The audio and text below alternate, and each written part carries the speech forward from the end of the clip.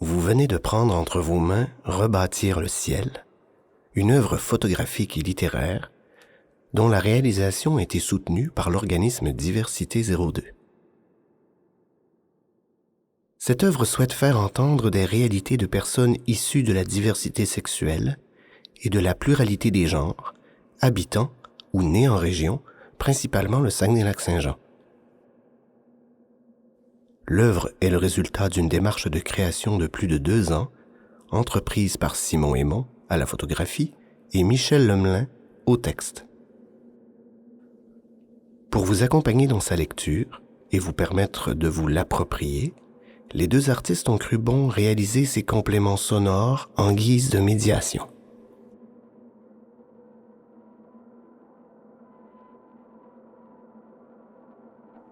Dans cette première capsule, nous souhaitons vous introduire à quelques termes et réflexions qui ont été forgés par des personnes issues de la communauté et qui sont largement utilisés par une partie de celle-ci pour se réfléchir et se nommer. La seconde capsule parlera de l'œuvre dans ses aspects matériels, des concepts et des idées qui sont véhiculées dans Rebâtir le ciel. Dans les capsules 3 et 4, les 2 artistes parlent de leur travail et, pour clore le tout, la 5e capsule vous aidera, nous l'espérons, à rebâtir votre vision de cette communauté, à réaliser que vous faites vous aussi partie du spectre du désir et du genre, à faire de vous une personne davantage informée, capable de trouver des outils et adopter des comportements de soutien et de défense des personnes issues de la communauté LGBTQIA2S+. Comme il s'agit d'une série de très courtes présentations, il va de soi que ce que vous allez entendre est malheureusement incomplet. La diversité sexuelle et la pluralité de genre sont des sujets relativement spécialisés, vastes et passionnants, où s'expriment des points de vue multiples qui font que rien n'est définitif et que tout peut s'éclairer par un nouveau point de vue. Aussi, pour ces capsules, il est possible que nous devions avoir recours à des raccourcis qui ne rendent pas justice à cette richesse. Nous nous excusons d'emblée si, par inadvertance, notre approche réductrice produisait de l'exclusion. Et avant de commencer, à la lecture de l'œuvre comme à l'écoute de ces capsules, devant un terme nouveau, une réalité qui vous était jusqu'alors inconnue, nous ne pouvons que vous recommander de prendre d'assaut Internet pour y trouver davantage d'informations et poursuivre votre réflexion.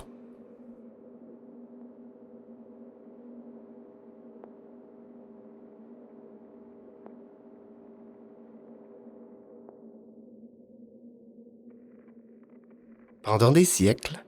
voire des millénaires, les personnes humaines ont été socialisées selon l'un des 2 sexes circonscrits et assignés en fonction des organes génitaux reconnaissables à la naissance. Selon qu'elles étaient identifiables biologiquement dès le premier cri comme mâle ou comme femelle, car il n'y avait pas à ces époques d'autres sexes avérés, les personnes nouvellement nées étaient toutes élevées, éduquées et destinées à adopter des comportements établis en fonction de ce sexe, afin qu'elles jouent des rôles précis dans leur communauté, comme par exemple être responsables des tâches domestiques lorsqu'assignées femme à la naissance, ou naturellement considérées comme personnes aptes au leadership à cause du sexe mâle dont elles étaient affublées, et tous les écarts, qui étaient pourtant nombreux, étaient, mis à part quelques exceptions culturelles,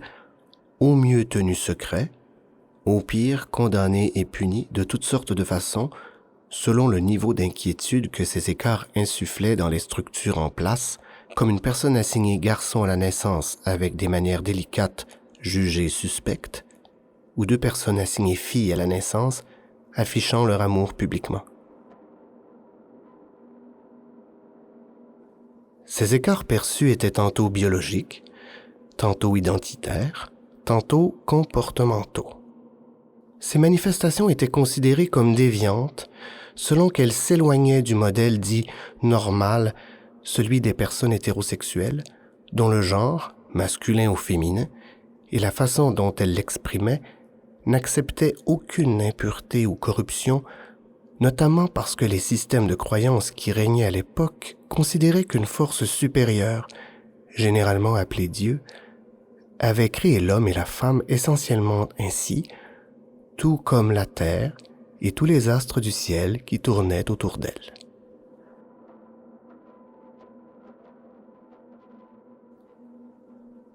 Mais de la même façon que l'humanité a fini par réaliser que la Terre n'est aucunement le centre de l'univers, elle se rend de plus en plus compte que sa vision du sexe biologique, homme ou femme, du genre, masculin ou féminin, et de l'expression de ce genre, est puissamment réductrice et que ces trois aspects de la personne, le sexe, le genre et l'expression du genre, ne devraient pas être réduits à satisfaire des exigences binaires abstraites et erronées, mais réfléchis comme un large spectre, pareil à l'arc-en-ciel, où chaque expérience de ces aspects est respectée. Tant et aussi longtemps que nous continuerons à protéger le modèle binaire en violentant les personnes qui ne s'y inscrivent pas, il nous sera difficile de relever les défis qui guettent notre humanité.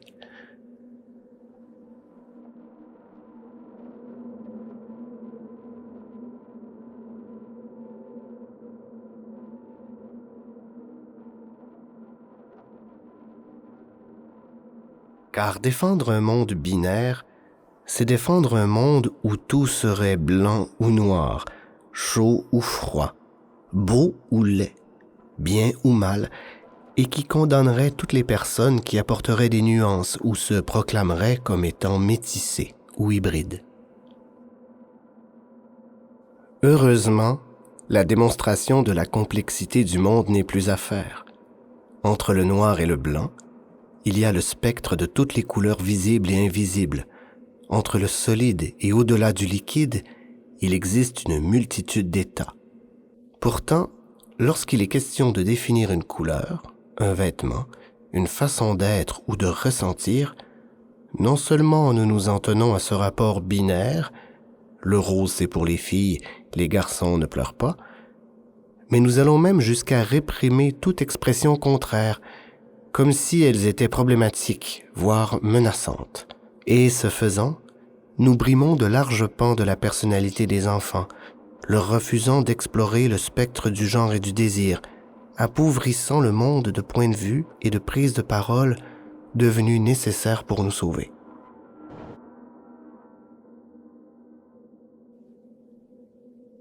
Aussi croyons-nous qu'il faudrait désormais reconnaître que pour diminuer, voire même stopper les violences qui sont reconduites de génération en génération sur les enfants qui n'arrivent pas à performer leur genre tel qu'attendu, ou qui y arrivent au prix d'une anxiété tenue secrète, il nous faudrait être en mesure de nous défaire du modèle binaire et hétéronormé pour accompagner chaque être humain voyant le jour dans l'exploration de ce large spectre de possibilités valides et valables. Nous devrions plus que jamais aider les générations à venir à grandir dans le respect de ce qu'elles sont. L'épanouissement de notre identité et de notre désir est une odyssée qui ne devrait pas se définir par le sexe assigné à la naissance, mais plutôt par la somme de nos expériences au moment de notre mort. Savoir qui on est plutôt que devoir être quelqu'un en fonction de ce que notre biologie avait à dire au moment de notre naissance.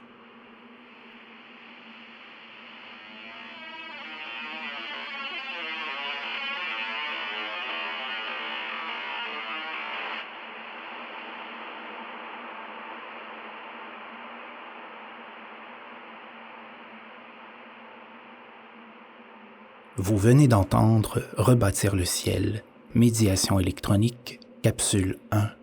des notions pour la conversation. Voix, Christian Ouellette, texte, Michel Lemelin, prise de son, Thierry Lambert de Canopée Média. Son, montage et réalisation, Jean-François Bourbeau. Visuel, Critérium. Une production d'Hyperfluide. Rebâtir le ciel est une œuvre co-créée par Simon Aymon et Michel Lemelin avec le soutien de l'organisme Diversité 02. Chaque capsule est produite grâce au soutien du Conseil des arts et des lettres du Québec, de Culture Saguenay-Lac-Saint-Jean, de la MRC Lac-Saint-Jean-Est et de la ville d'Alma.